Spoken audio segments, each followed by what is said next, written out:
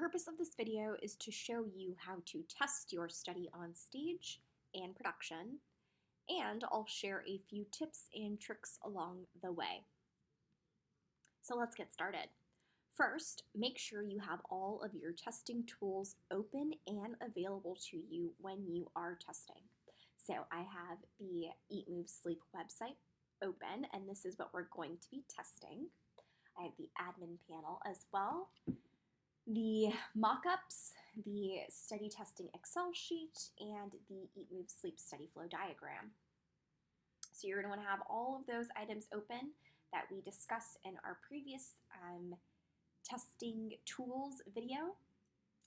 And second, you are going to want to be on the Stage website. So I am currently on the multi-branch website, and again, you can tell because it has multi-branch here and some numbers. However, you will be testing on Stage, and you'll know that you're on Stage because there will be this hhtech.io in the URL without all this other gibberish. And so that is where you're going to be testing first. Second, let's go over what the purpose of testing is.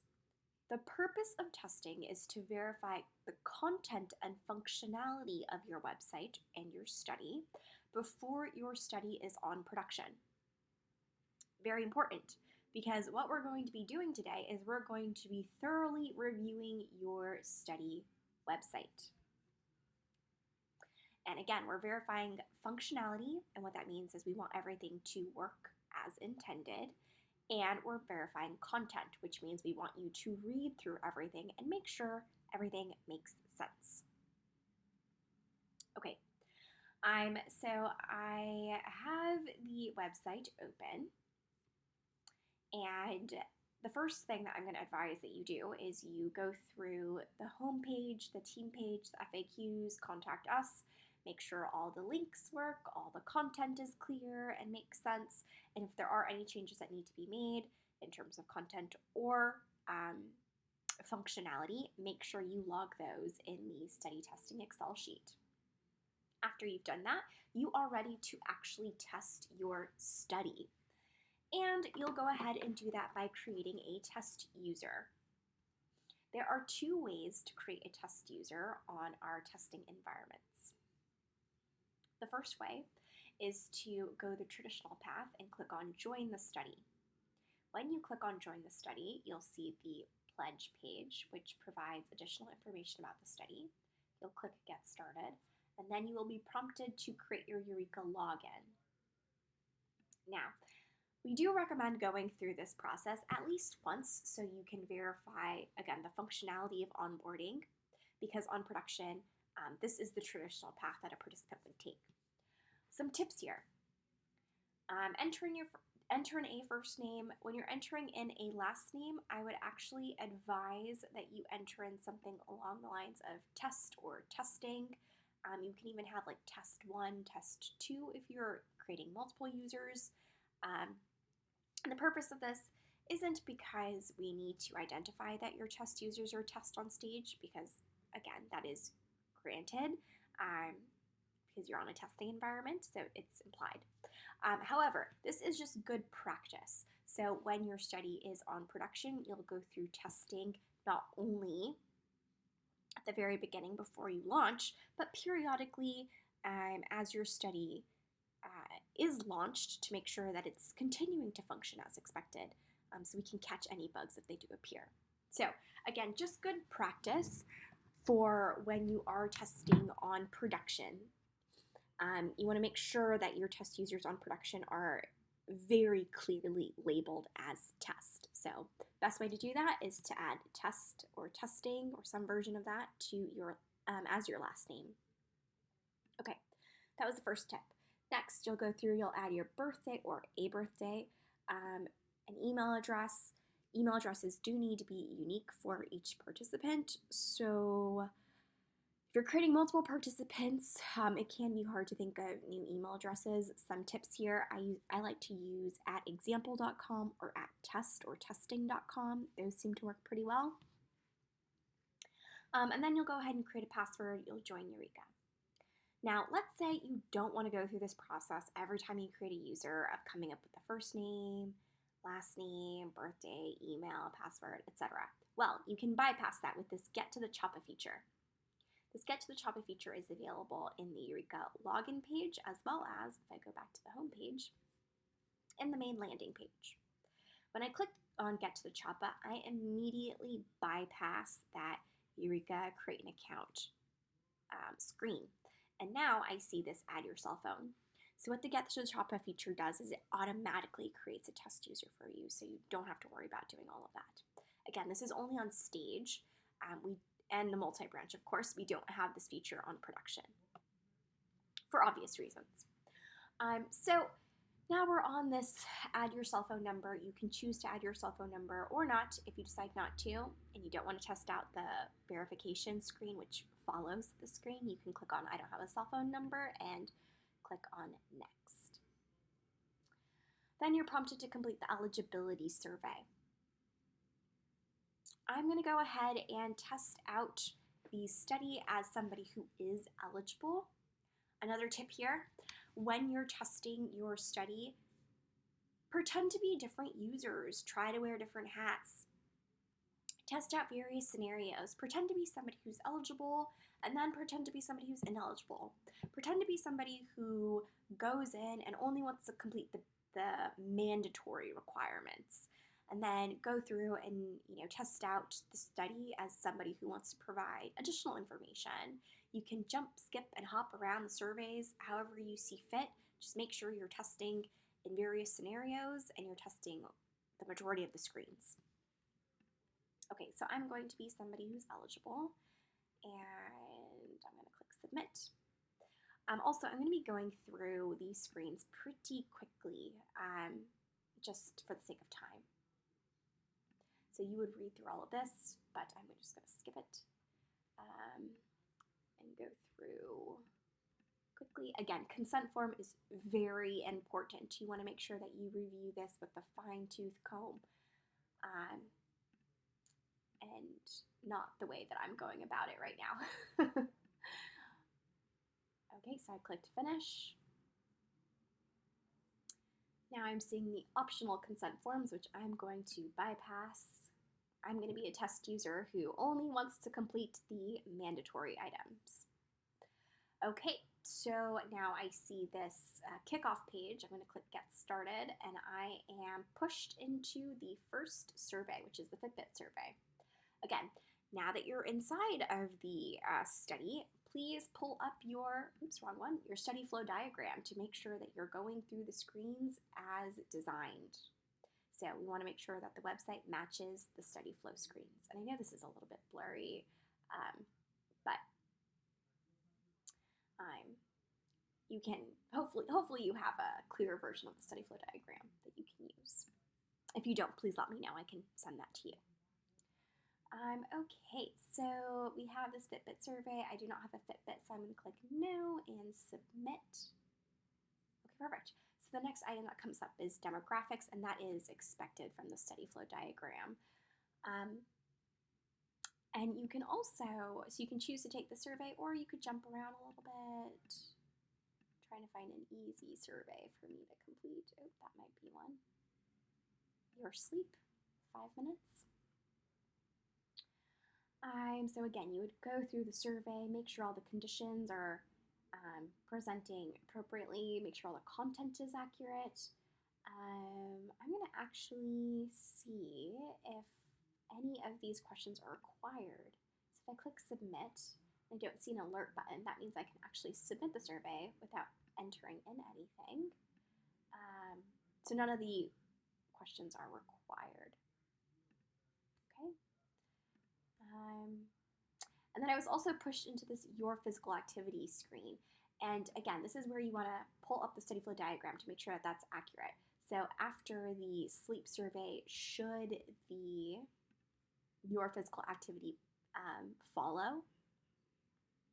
So that's something you want to verify on using the study flow. I'm going to go back to the home page though.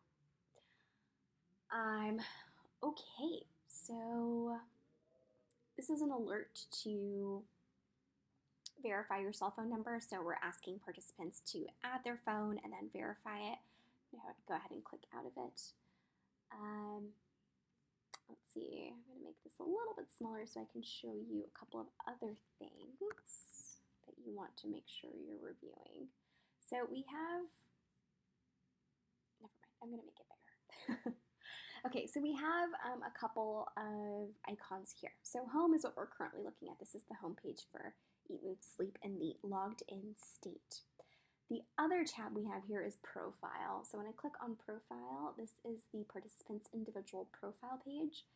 And we can see that the only item here for a participant to complete is this connected devices. So from here, a participant can choose to connect their Fitbit if they decide to. So this will show if their Fitbit is connected or not. So you want to click around here as well, make sure that this connected device works. Then I'm going to go to settings. Settings has some participant information, so we have email and password here.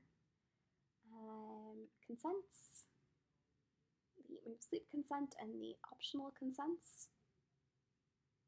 And you can download these as well. Emergency contacts, you could add an emergency contact here, or next of kin, name and address, phone and text message, preferences. Okay, great. So those are some of the other tabs that the participant will see and that they can add additional information to. Additionally, there are some tabs here as well that you can click on just to make sure that they work. Okay, so let's say that this participant, or you, went through and you tested all of the studies in the first e-visit. So you went through and you tested literally everything, medical history, your integrative medicine practices, your physical activity, and now you want to see what about e-visit 2 or the other e-visits? What does e-visit 3 look like? Well, that is actually pretty simple. We can also test those e-visits as well. And what you can do is you can just go to the URL, you can type in /test, click enter, and now you're on this different interface.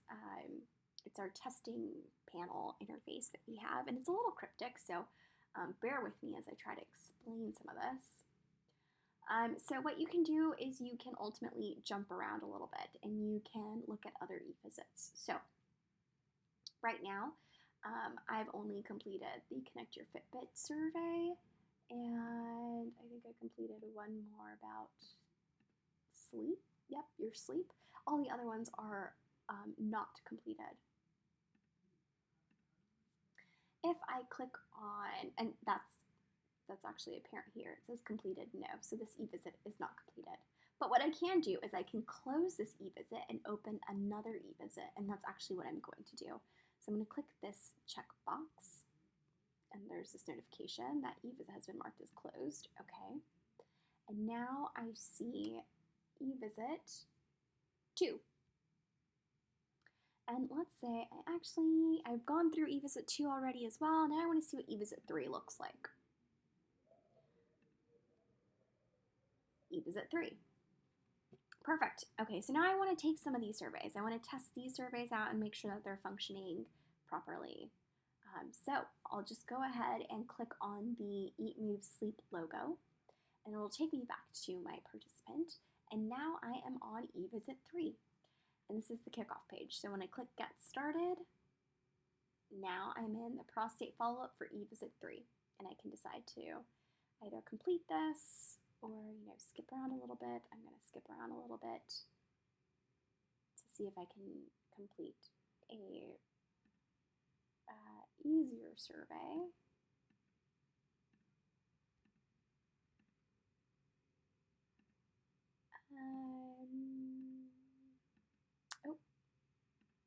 This one.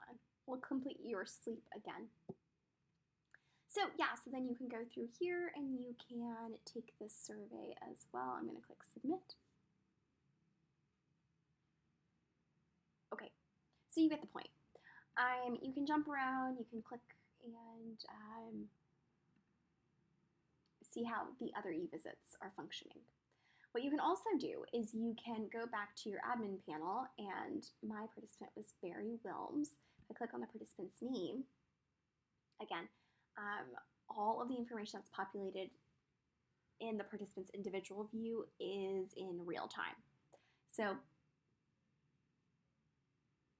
I'm going to go to activity, and I can see here the activities that I completed, the activities that I skipped, and where I'm currently at.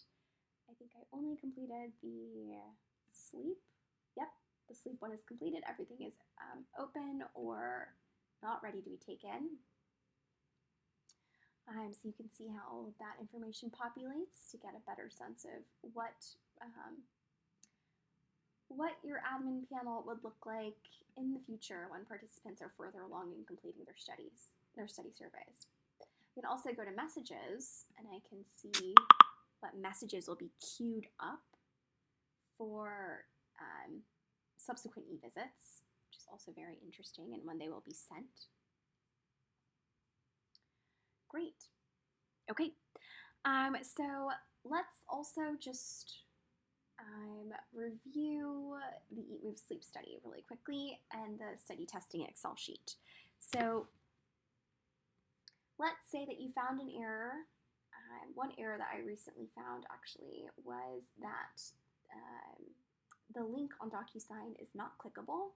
So let's say you found an error. This is where you would document that error as you're testing. So you would, in column A, in item or bug description, you would enter in there's a link that's supposed to be clickable in DocuSign, and it actually is not clickable.